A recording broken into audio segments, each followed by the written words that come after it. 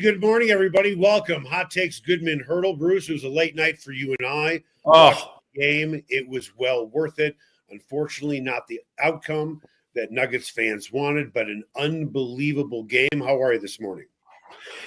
I'm good. I'm no better for the wear because that game left me remarkably unsatisfied with the result and the way that the result was realized. I come away with two takes, and give me 40 seconds to get going here, Eric. SGA is going to win the MVP, and I've got no problem with that. Shane Gilgeous-Alexander is a phenomenal player on a phenomenal team. More power to him. The most valuable player in the NBA is Nikola Jokic. And if last night wasn't an indication of that, then I don't know what more people need to see. And this isn't just look, he's not going 61, 10, and 10 every night. But he did last night. He went 61, 10, and 10. And if it didn't make you wonder where this team would be, swimming in a sea of averageness, mediocrity, I don't know, without Nikola Jokic, it's almost inconceivable to think of them where they are right now if you don't have Nikola Jokic doing the heavy lifting each and every night. His effort last night was breathtaking. It was beyond the next level. It was somewhere that I just haven't seen even from him before. It was absolutely remarkable. But my biggest takeaway from that game yesterday was the absolute stark lack of awareness that Russell Westbrook had in the last 7 seconds of that ball game. And I get it. You win and you lose together, but every now and then, and I think last night was one of those nights, you see a night where decisions made by one player in a key time frame was the difference between winning and losing a game. Russell Westbrook has helped this team to a lot of good things this season, but last night was easily his worst moment, maybe in his career. When you have a 1-point lead in a game and you force a turnover, you have a 2-on-1 break, and all you essentially have to do on the break is curl off to the corner and let the time run out or come to 1 or 2 seconds where you're going to get free throws. And you don't do it. Instead, missing a layup, then going on the other end of the floor and somehow, some way, fouling a 3-point shooter in a game with a 1-point lead, and you end up losing without even a chance to win the game on a last-second shot. It was the most egregious lack of awareness that I have ever seen from a player individually in any sport, in any game that I've witnessed over 40-some years. I would invite anyone to give me a better example, and it's made more egregious by the fact that Russell Westbrook is a multi-time All-Star, is a former MVP in this league, has played 16, 17 years now of basketball, and nobody should be more aware of Russell Westbrook for what it takes to win a game. But man, that just killed them, absolutely killed them last night. Head shaking. We will drill deeper in just a minute, but first I want to tell you about the Sportsbook Bar and Grill. It is my neighborhood sports bar. I started going to the location in the DTC. Then they built a location in Highlands Ranch right near my house. It really has everything. You walk in there, you know the people that are in there. It's not generally speaking the same crowd. There's always new people in there, but it is fun. The food is amazing. It is upscale bar food. I mean, I can't stress that enough. The menu is absolutely outstanding. They always have great drink specials. The wait staff is really friendly. You want to talk about watching every game. Of course, they have the NFL and the NBA and hockey and basketball and baseball. That's to be expected. They are a big soccer bar. They are a big UFC bar. They are a big rugby bar in the Highlands Ranch location. They have a huge LED wall, and it was magnified during the NCAA tournament early on where you could watch all the games there. You absolutely need to check out the Sportsbook Bar and Grill in the DTC in Highlands Ranch, and coming soon to Parker. It is absolutely my favorite sports bar. Time now for the lead. The Lead is presented by Smokin' Dave's Barbecue. It is not just the best barbecue in town, it's one of the best restaurants in town. You can find Smokin' Dave's Barbecue in Denver, Lyons, Longmont, Estes Park, and Greeley. You are not one for hyperbole, although I think you didn't just cross that line. I think you raced across it with the most egregious mistake you have ever seen. Just off the top of my head, I understand he was a young kid. Off the top of my head, Chris Webber calling a timeout in the national championship. Doesn't even compare. Okay. Doesn't even compare, because that's something that he was told, they were aware that was a situationally, they were prepared for that. He just had a brain. He had a moment of just forgetting that he even had it. Last night, give me a plausible excuse for okay, good. This will be interesting. First of all, I'm not going to make an excuse for Russell Westbrook at all. But I will say, when you talk about a national championship game versus a regular season game, that's completely different. And on the Michigan bench in that championship game, they said we have no more timeouts. Right. But the bottom line is this: let's not go down that rabbit hole. This is my question for you. It is easy to criticize Russell Westbrook for what happened, specifically on that closeout on that three in which he fouled. That was terrible situational awareness. I am with you on that. And I hate to point the finger at somebody else on the sequence before. How come no one's saying that Christian Braun should have pulled the ball out? He's the one who made the pass. He had plenty of room. And by the way, when he made that pass to Russ, and it's not like it was a bad pass, and yes, Russell Westbrook should have hit that layup, he gave Westbrook no room to even make a decision or pull the ball back out. His gravity was taking him out of bounds. My point is, Christian Braun is a great player. He's a gym rat. Everyone sees him as a really smart player, and he is. He could have very easily pulled the ball out too, couldn't he have? Because once he made that pass for Westbrook, Westbrook had no other choice but to take that shot. No, gravity was taking him out of bounds. Gravity. So gravity is his excuse. I don't buy it. I think both. Bruce, you started with a soliloquy. Let me finish now. Are you telling me in all the years that you played sports, when you're running full speed, you can stop on a dime and then pull the ball right back out on the baseline? Eric, go back and look at the sequence. Yes, yeah, I know.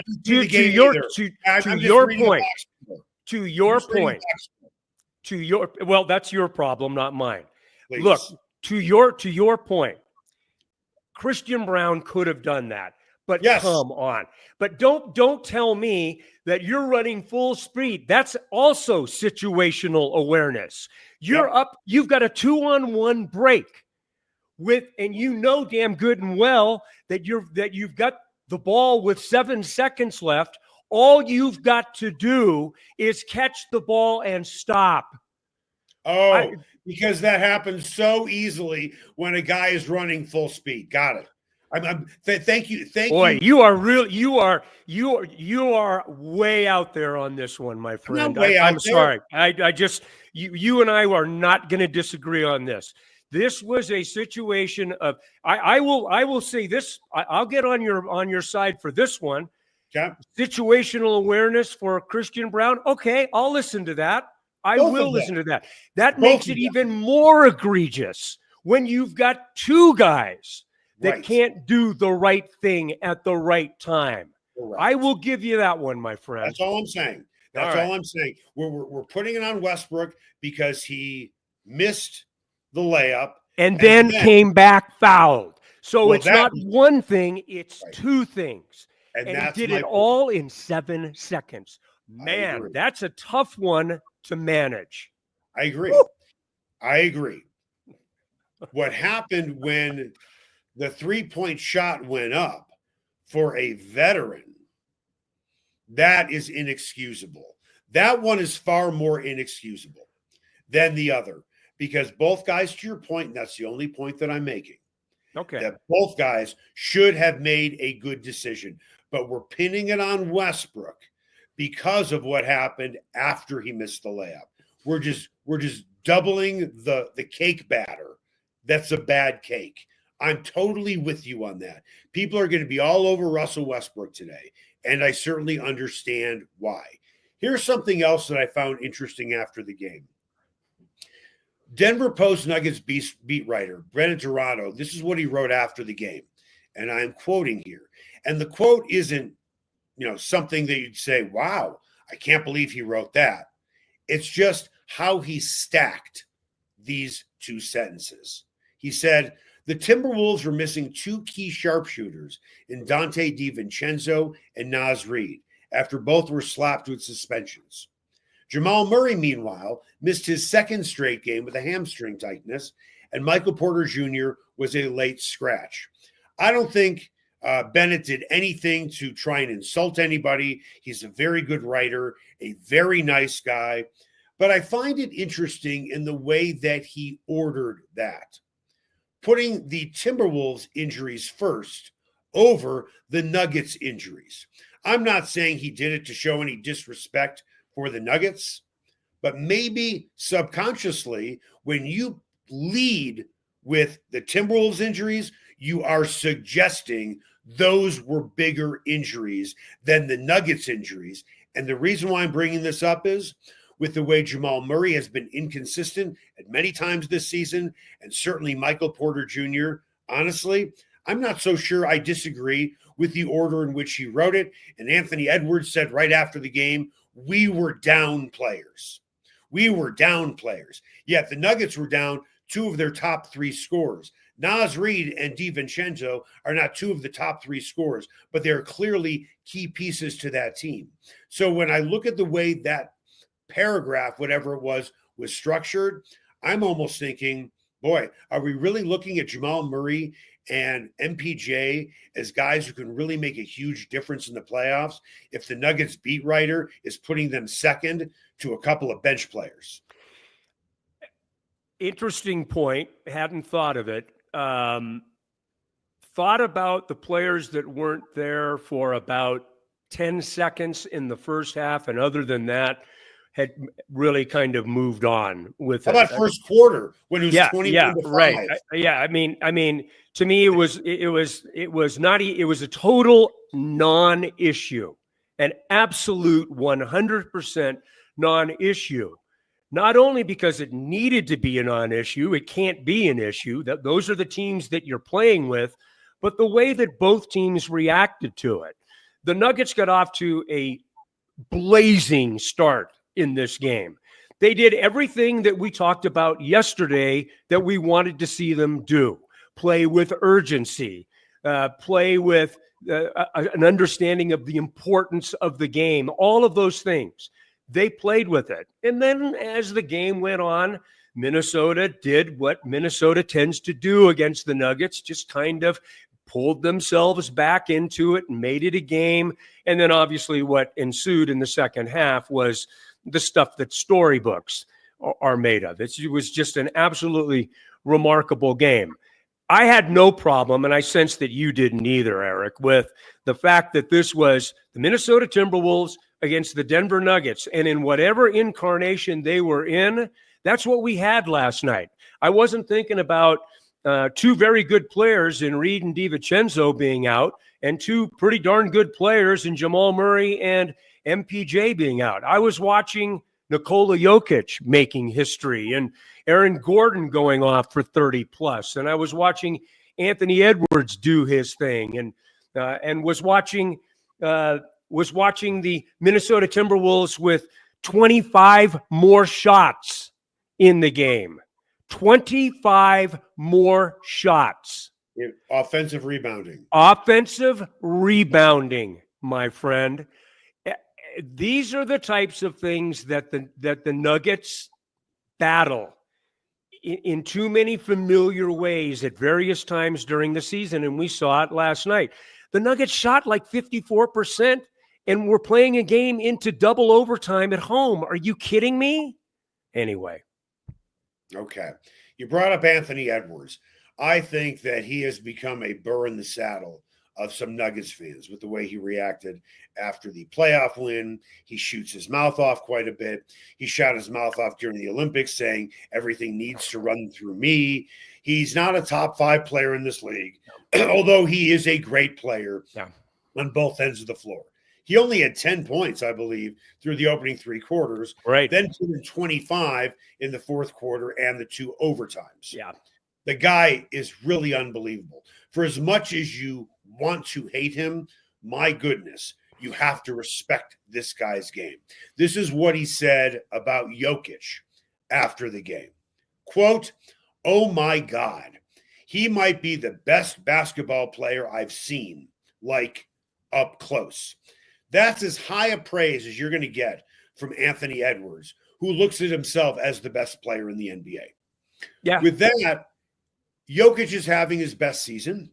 He's not going to win the MVP. Nope. And as you saw last night, why he is the most valuable player. Listen, you take SGA off of Oklahoma City, they have a roster that's more than good enough to make the playoffs. Exactly. You take Nikola Jokic off the Nuggets, and I'm not so sure they are not a lottery team. Yep. I agree. Yeah. And the reason why I say this is because when he is not on the floor, and I know they played games without him, and they won some games without him. I get it. They don't have a legitimate number 2 guy. No, they just don't. They did. They've had one in the past when Murray was going strong, right? They had that guy. Murray's not a consistent number 2. And sorry, Jamal, you are sure as hell not a number 1. That to me is inarguable. It's inarguable. They don't have a Robin anymore for Batman, which is Joker. And if you take Joker off the team, they don't have a star. They don't have an all-star. And they don't have a legitimate number 1. Yeah. With that, with what Anthony Edwards said, does the NBA, should they consider changing their voting for the NBA MVP and maybe allow players to vote? Because honestly, the national bias is absolutely breathtaking. And we will get into that a little bit later on in the show, because I had a chance to watch ESPN's show at 6 a.m. called Get Up. And some of the things that were said, I was like, did you really say out loud what everybody else is thinking about Nikola Jokic? Because the fact that you just did say that tells me why Jokic may never win another MVP again. But getting back to the voting, does the NBA, or should they consider changing on who votes? I always feel better about an award that is delivered by the vote of players, guys that understand the importance that a player brings to the game. Can I cut you off real quick? Sure. Cut you off real quick. I agree with you that players know players. However, I've told this story before, and I'm going to tell this story, then we're going to go into break, and then we're going to come back out and continue this conversation. You may or may not know this, Bruce, but I might be the only media member in the history of the media to get a Pro Bowl vote. I got a vote to play in the Pro Bowl. And the reason why I say that is many years ago, I'm in the Broncos locker room, and all the guys are filling out their Pro Bowl votes. And let's face it, a lot of these guys don't see any of the other guys at all. First of all, they're playing when a lot of the other games are going on, and you're not going to face every team. In the NBA, you face every team. In the NHL, you face every team. In baseball, you don't, but at least you're facing a lot more players in the other league. So I walked up to a player who's filling out his ballot, and he looked at me, and he said, "Eric, I don't know who half these guys are. What should I do?" I said, "Write me in." And he did. That a boy. And that should tell you just how much players watch other players. In the NBA, though, it is different. It is. You get a chance to see guys up close. Coming up after the break, we will continue the Jokic MVP thing and how the national media views Nikola Jokic, because some of the things that I heard this morning on this ESPN show crystallized it for me. That is next.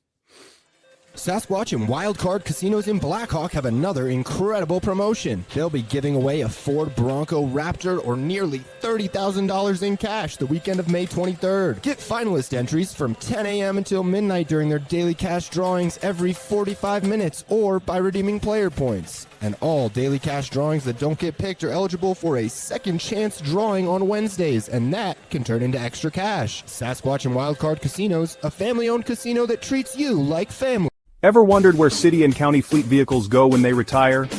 Now's your chance to find out and score big. Imagine driving away with a great deal on a reliable vehicle. For over 45 years, Roller Auction has been the trusted source for government fleet vehicles and equipment. Trucks, SUVs, sedans, and more, all selling to the highest bidder. Don't miss out. Visit roller.bid/hot takes to get auction updates today. Your next vehicle could be just a click away. Everyone has their favorite barbecue spot. Mine, Smokin' Dave's Barbecue and Brew. My favorites, slowly smoked ribs, smoked corned beef Reuben, smoked meatloaf with a portobello balsamic cream sauce. Don't forget about Smokin' Dave's 16-hour smoked brisket and pork with one of their 4 homemade barbecue sauces. Great sides, you bet. Barbecue beans made with pork and brisket and their southern corned bake. Man, you gotta try it. Plus, they have amazing non-barbecue entrees on the menu. Go where I go, Smokin' Dave's Barbecue and Brew in North Denver. Everyone has their favorite sports bar. Mine, the Sportsbook Bar and Grill in Highlands Ranch in the DTC. Both locations are everything a sports bar should be. An upscale menu with 12 different burgers, outstanding wings, and my favorite, the Philly cheesesteak egg rolls. They've got every game on the NFL Sunday Ticket, MLB Extra Innings, NHL Center Ice, NBA League Pass, plus soccer, rugby, and UFC. Sportsbook is a hangout bar or great for private parties. The Sportsbook Bar and Grill in Highlands Ranch, the DTC, and coming soon to Parker. They are the sports bar. All right, welcome back to Hot Takes with Goodman and Haertl. We are recapping what happened with the Nuggets last night. The term GOAT took on a new meaning last night. Not the greatest player of all time, but a guy who's about to go into the Hall of Fame eventually, and he was the GOAT, as in the GOAT, as in missing a layup, maybe pulling the ball out. That's something he should have done. And then fouling, on a 3-point shot. I'll meet you halfway. He should have tried to pull it out. I'll meet you halfway on that, okay? You're alleging momentum. I'm saying he should have definitely pulled the ball out. At the very least, he should have tried to pull it out. And I would agree with you on the statement that Christian Braun had the ball. He didn't need to make the pass. Absolutely. They were in a 2-on-1 situation. With about 7 seconds left. I mean, you can do a lot of things going to a corner and trying to avoid traffic. But, okay, now we've got that taken care of. Okay, when I get up in the morning, it's usually about 6, maybe a little bit before. I flip on ESPN. They have a show called Get Up. Yeah. So this is what Jay Williams said on ESPN this morning, talking about Jokic's performance. And I was just like, wow. And I'm like, first of all, Jay, I'm glad you said it because you're not wrong. He said, if this were LeBron or Steph Curry, ESPN would have shut down because Jokic's performance was so unbelievable. Ironically, in adding to that, the show Get Up led with the Warriors against the Grizzlies and Steph Curry's performance. So actually, Jay Williams was spot on. Yeah. They led with the Steph Curry game. Then they did the Jokic game. And then you have Williams taking a very subtle shot at his own producer saying, man, if this were anybody else, this would have been the first story. Then they would have run highlights again for the second story. Then for the third story, they would have run those highlights again if LeBron and Steph did that. On a side note, Steph Curry, sorry, and this will be controversial, I suppose, of me saying this, Steph Curry had a better game than Nikola Jokic last night. He did. Steph Curry was better than a guy who had a historic triple-double, a 61-point triple-double. Steph Curry scored 52 with 12 three-pointers in regulation and also had, I think, 10 rebounds and 8 assists. But that's not really the point of what I'm trying to bring up as we go into this. Considering Williams, who works with a lot of voters at ESPN, okay, is this a subtle mindset? Is this a subtle shot at the mindset at ESPN and those voters that ESPN would have shut down had Curry or LeBron had a 61-point triple-double? I think it's a general perception, don't you, Eric? I mean, I think it's a widely held perception with people across the country that ESPN has. I don't want to go so far as to say agendas. I don't know if it's organized. Maybe it's some kind of subliminal thing or whatever. But there is very much a thought of star power and the traditional star base where they play, the markets they play in. You're talking about the Bay Area, and you're talking about LA, and if it had been a Celtic or a Knick, it would have been the same kind of thing, just because of the markets that they're in. I think that Nikola Jokic has always had to swim upstream against perceptions that he's not as emotional player, not as invested, not playing as hard, whatever the case may be. All things that, to me, he has refuted on for years and years. But if you don't watch Nikola, and I don't care if you are a deeply entrenched insider in the league or not, if you're not watching Nikola Jokic night in and night out, you aren't gaining the appreciation for what he brings to the game. Not just his team, but to the game, in a way that when Jay Williams makes a comment last night, he obviously does see it, or this morning, excuse me. He obviously does see it. He sees it for what it is, and he appreciates it as a player because he understands what this guy brings to the table. To me, it's fairly simple. I don't understand why people have such issues with looking at Nikola Jokic and being able to immediately appreciate what he does. If in a very simplistic fashion, Eric, the definition of greatness historically has been making those around you better, then what more do you need? What more do you need than what Nikola Jokic has done for the Denver Nuggets? Now, does he have multiple championships? No. Is that his fault? I don't think so. But here we are 3 years later now, and I don't know if the Nuggets are a championship team. So I understand that, but please, I don't know what Nikola Jokic has to do. Nikola Jokic played every minute, every second of the second half and 2 overtimes. He played 52 minutes last night. I don't know what more you can ask for from a player. Athletes can do that. Yeah, athletes. Maybe guys who can't jump onto curbs. Right, Eric. You're right. That's an athlete. A guy who can play in that type of playoff intensity, all of the second half and the first overtime and the second overtime, and then still play at a really high level. That's what is not appreciated. But watching that ESPN show this morning, this is what stuck out to me more than anything else. Shams Charania has taken over for Adrian Wojnarowski as the lead story breaker in the NBA. And Shams is very, very good at what he does. Very good. But what's that? Very good. I agree. He is very good. He said something out loud that I think a lot of voters think. And what he said was this quote. And when I heard it, I took a double take as I was getting ready. He said, if Jokic took the game more seriously, ... then mentioning Jokic's horses, I'm thinking, you know what? That kind of piggybacks onto what we were just talking about. Jokic in a post-game press conference rarely talks about basketball. He is self-deprecating. Okay. He doesn't take the game too seriously. He doesn't have that, all in intensity like a Michael Jordan or a Kobe Bryant. He's not that type of guy. He doesn't sleep and breathe basketball. But that doesn't mean he doesn't want to win.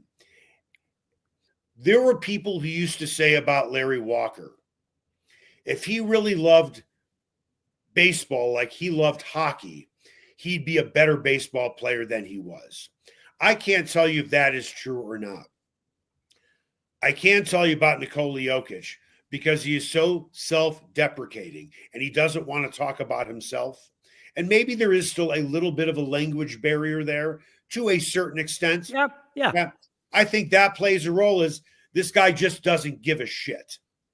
I think that is the perception as much as anything else. And then when you watch him play, everything looks so effortless. Who is the greatest hitter of all time, Mr. Red Sox fan? Without being a Red Sox fan anyway, who's the greatest hitter of all time? Ted Williams. Did his swing look effortless to you? Totally. Well, could you imagine if he tried to hit what he would hit? I mean, if he swung as violently as Todd Helton, Ted Williams could have had 400 seasons. He probably could have pounded like 70 home runs if the guy would have tried, because it looked like he didn't try. And that's my point with Nikola Jokic. He doesn't have that athletic ability to sprint up the court like we saw Christian Brown and Russell Westbrook do. We don't see that. Everything with Jokic looks in slow motion. And because nothing looks in real speed, he doesn't look athletic. So people look at him and say, guy's probably not trying. Listen to him in the post-game press conference. He's not talking about winning all the time. And we got to do this and we got to do that. It's like, don't. And he takes a shot, at the PR guy. And then he makes fun of somebody in the media. And everybody takes it, really well because he is a funny guy. But no, he's not super intense like the other guys were, who are considered the greatest of all time. And because he can't do acrobatic things in the air like some of these players, he's not considered a great player. And then you have Shams. Shame on you. Maybe he doesn't take the game as seriously enough and references Jokic's horses. Yeah. That is the national perception of Nikola Jokic, and it is wrong. And shame on everyone who doesn't understand that. It exists. There's no question about it. And does it exist universally? I don't know about that. I think that he's proven things over the course of 4 years with 3 MVPs. There is a certain element of the basketball world and community. I think the majority of them understand the type of player that he is. I think he's generally considered to be the best player in the world. But you still have these lingering moments of it doesn't look the way that we expect it to look because it's not what we've seen before. To me, that makes it even more marvelous. To me, that makes it even more enticing. The fact that he has been a unicorn, the fact that he has looked totally different than any player who's ever played that position before. A point center without the athleticism of Chamberlain or Russell or Nate Thurman or fill in the boxes. Even a Kareem, for goodness sakes. Kareem wasn't a high wire act, but he was so smooth and graceful with the ball. He had the sky hook and all of these things. Now all of a sudden you've got a guy running the high pick and roll. A guy that, how athletic is he with his vision and with the way that he passes the ball. That's pretty damned athletic to me. That looks pretty good. Okay, it's not a windmill jam coming down on the break, but is it any less impressive hitting a cutting guy on the baseline for a vicious dunk with a no-look pass? You just got to have more appreciation for what it brings. And look, I'm not going to blame the short-sightedness on a hot take. I'm saying you and I have the benefit. We have been able to watch him basically from his infancy, from the time that he was a 19-year-old swimming onto this shore and playing for the Denver Nuggets. We've seen him day in and day out, and we have become appreciative of his greatness. It's a shame that others aren't and maybe won't ever get there because they're missing out on one of the really unique talents in NBA history. When you look at great athletes in any sport, you will say about someone, it looks effortless. It looks so easy. Yet, if you're playing pin the tail on the donkey, and Jokic is the donkey, and he's the only one that has the tail, instead of saying about Jokic, he makes it look so easy and effortless. Instead, the narrative is about him, unlike a Magic Johnson who made it look effortless, and a Ted Williams who makes it look effortless, and Cale Makar makes it look effortless. For Jokic is he doesn't take the game seriously enough. He's not athletic enough.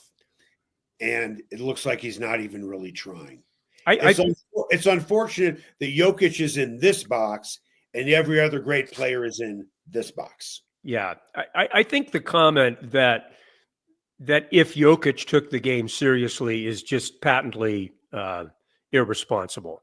It is. It just is. I mean, it is absolutely incorrect. It lacks any sort of insight or understanding about the player and the way that he functions. Competitiveness is manifested in lots of different ways. He does it in a different way. He looks different doing it. Why does something different have to be so threatening to some people? I don't understand it. Okay, let's put a wrap on the game from last night. If the Nuggets happen to play the Timberwolves in the playoffs, the Nuggets will be lucky to get it to 6. It'll probably be a 5-game series. It would be hard for me to argue that at this point. I mean, for Minnesota, and I'll give Minnesota credit, Eric. They stayed with that game last night. They had the previous knowledge and have the demonstrated ability. Thank you, Sean Payton.